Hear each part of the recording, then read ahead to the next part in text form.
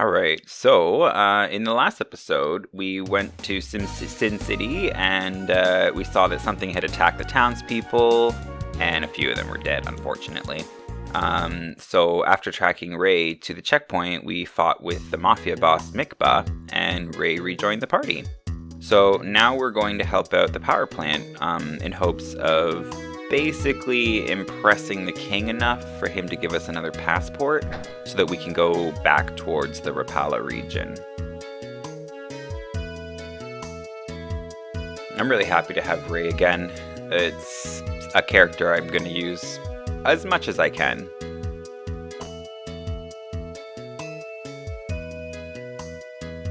Oh, look at that. It's Honey and Momo.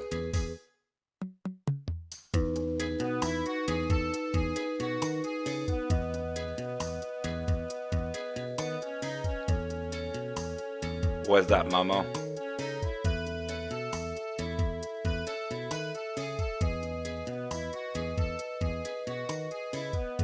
Wow, she is so dense sometimes.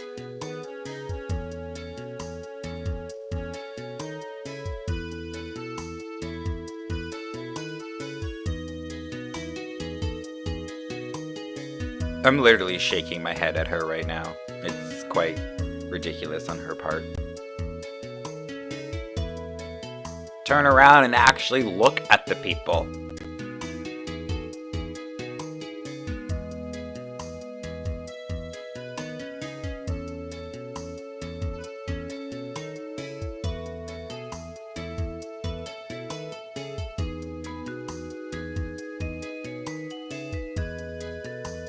Well, I didn't die if I'm standing in front of you.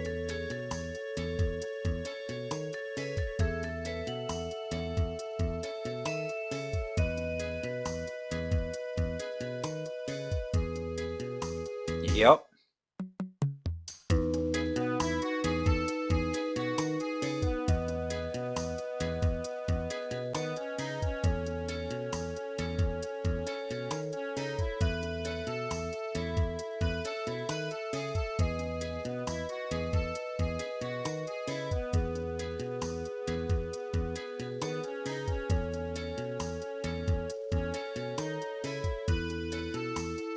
So Palet's missing. The place is falling apart. And there's something about the crops.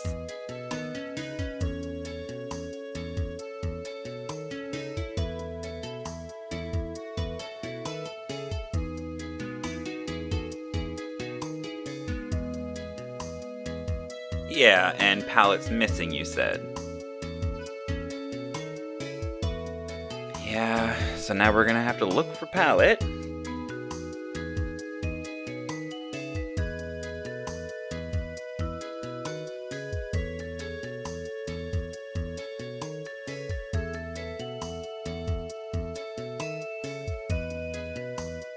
Alright, and now we got Momo back. Well, this is quite nice, but let's get out of here.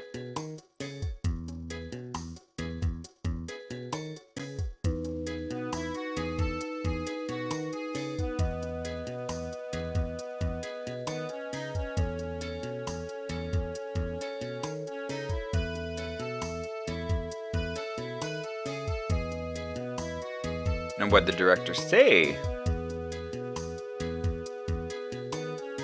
It's funny that I don't really care too much that Peco is here. I really only plan to use him for leveling up while he has a new master that I want abilities from. Now, please don't misunderstand me. Peco is not a horrible character. If you think about it, you get him from level 1. You can actually start using the masters to tailor what kind of a character he becomes. But if you have like a clear goal in mind of what kind of character you want Peco to be, you can do it. And he gets really strong with his physical attacks if you boost them, even if you don't boost them. He has a huge health pool. Really good character, but I don't like him. I don't need a vegetable in my party. And I would much rather just use him as the one character I'm going to have to focus on getting abilities from masters. Because if I'm at level 30, for example, and I want to master under another, like a new master I haven't done before, and they'll give me all their abilities after 8 levels, I have to level up to level 38 just to finish that master and get that last skill that I'd want. But if Peco's only like level, let's say 11, then I only have to go to level 19, which everybody who plays these kinds of games fully understands that leveling 8 levels at a lower point is a lot easier than leveling 8 levels at a higher point. So even though Peco isn't a horrible character, I'm just not going to use him for anything other than leveling him up to get master's skills. So I am a little happy to have him back.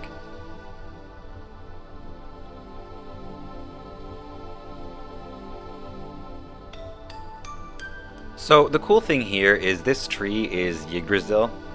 Whether I'm pronouncing that right or not, I don't care. And it's another master. But I'm not going to apprentice under it just yet. But whenever I do, I'm going to make sure that whoever is the apprentice under this tree is wearing the fire ring, because having this tree as your master will also give you the negative effect of weakness to fire. But if you are wearing a ring that absorbs fire, it's only just going to make the absorbs that much stronger because they're hitting that much harder. Now, here's the thing. As much as I don't want to use Peco, I actually need to use Peco in this next part. So let's get out of here.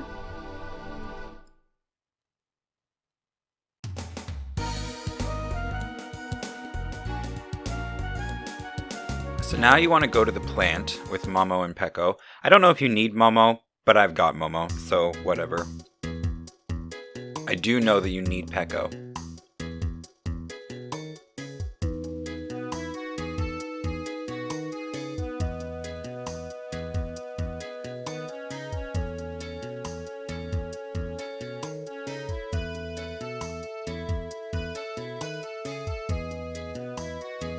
So you can't see it just yet, but there's some, I don't know what kind of energy it is, like nuclear or whatever. It's probably just chrism. But there's like a negative gas reaction in a lot of the greenhouses, and we gotta fix this. Now, you could talk to the different scientists around here and ask them what's up, and they'll tell you what's up. Like this one here will tell you this house is fine. Yeah, they're filled with chrism gas. So what you want to do is, just like usual, go through all the slow treadmills to get to the mill and start there. But you don't actually go all the way to the middle. I'll show you in a moment, but what you do is you actually, I don't even think I need to wait. I think I can just do it now.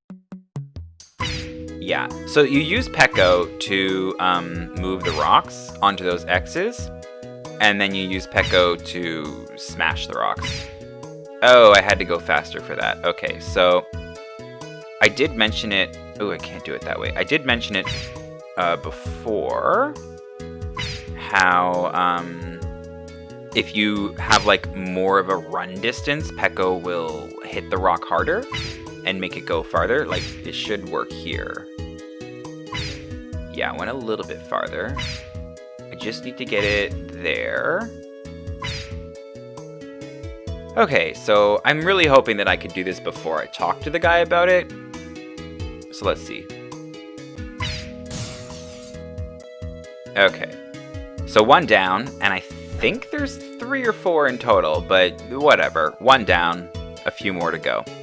Now you can see the difference. This one near me is filled with the green gas still, the other one is not. So you talk to this guy. He tells you that he had the idea to do what we just did.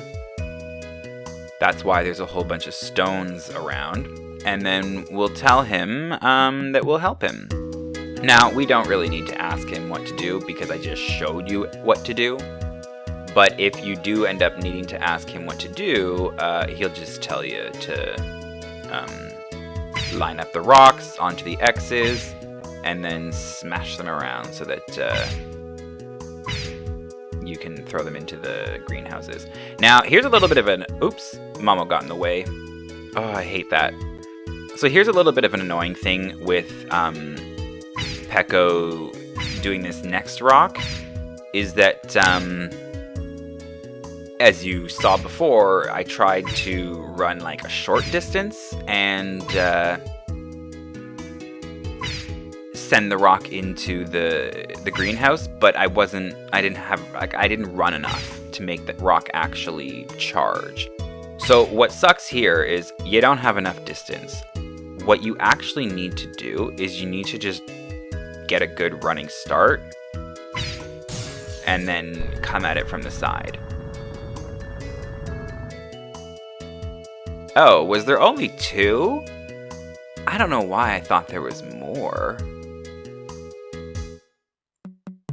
Oh great, now something's wrong with the furnace.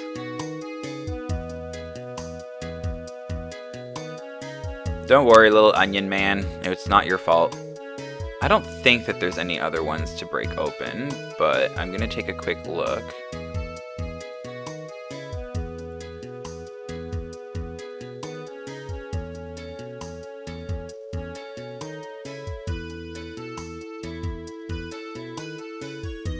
Okay, yeah, so there was only the 2, gas houses or greenhouses that needed to have the gas removed from them.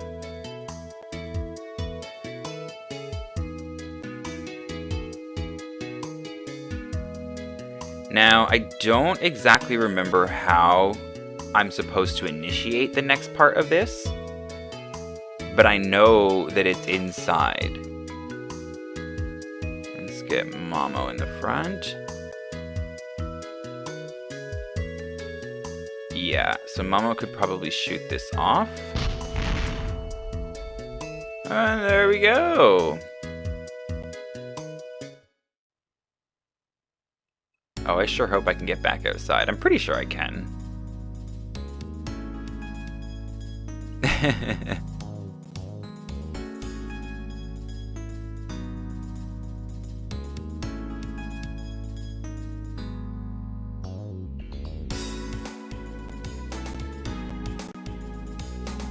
So we have some sort of underground lab? I don't know. More of the power plant for sure.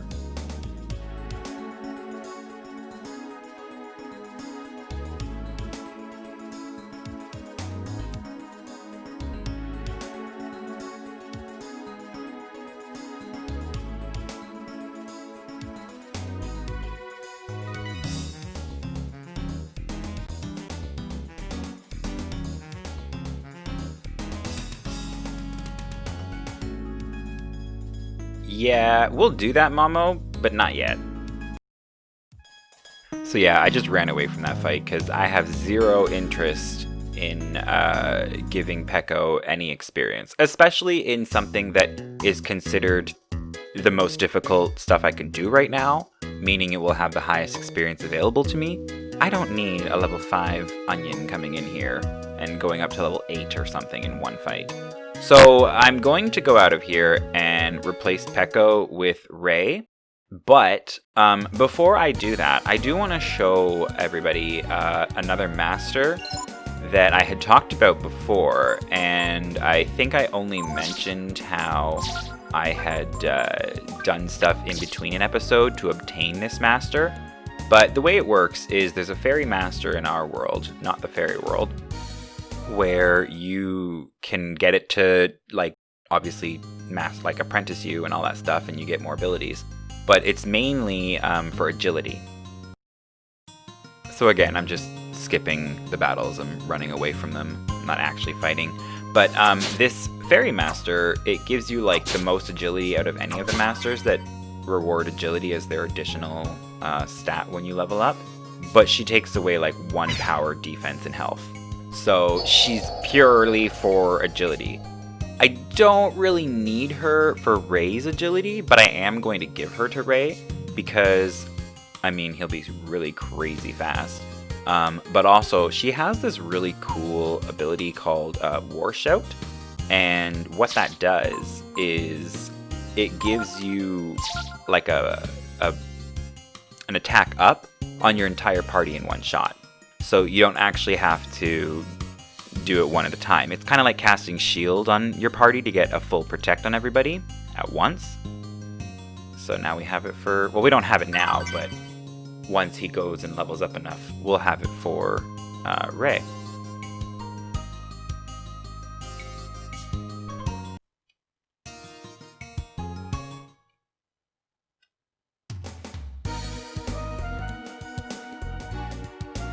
Okay, I'm also going to check the fairy village really quickly. I don't know if I did this in between episodes or not, but the last time I checked the fairy village, I actually did have another fairy born. So I ended up throwing it on to, I think, more hunting because I want more food coming in to get more fairies. Yeah, nothing new. I actually worry I might have put it on building instead. Yes, I already know what to do, thank you. Okay, yeah, no, I did put it on food. I think I got Sylvie. Whoever I got. But yeah, now that I have, like, they may not have that great of red bar, but let's see. They're pretty much the only ones with red bars that are worth having. But yeah, so those three will be getting food, and as you can see, I have a culture level of 1, and I have 32 food right now. So as long as the food keeps rising, I know that I'm doing more than fine, and I'm going to continue having fairies be born. If the food were to be dropping, I need to have more fairies hunting and stuff. And if it stays around the same without changing, that just means I have enough of them. So I'm going to save. There we go. Trying to get myself into a camp. But yeah, so I'm going to save the game here, and we're going to end the episode there. Now that we can go into the power plant, we will. What I'm going to do, though, is I'm going to take Ray, Momo, and Gordo into the power plant. They are going to be my main characters. Like, in the old games that I would, like the old game files I would play, I would use Ray, Gordo, and Nina. But I'm actually going to be using Momo a lot more in this this time around. But also, in between episodes, I'm going to go and check on Momo's Master Migas. I'm pretty sure she can learn another ability from him. So I'm going to go and double check that. And then, yeah, we're going to go into the power plant. But thank you so much for watching this episode with me, and I hope you have a great day.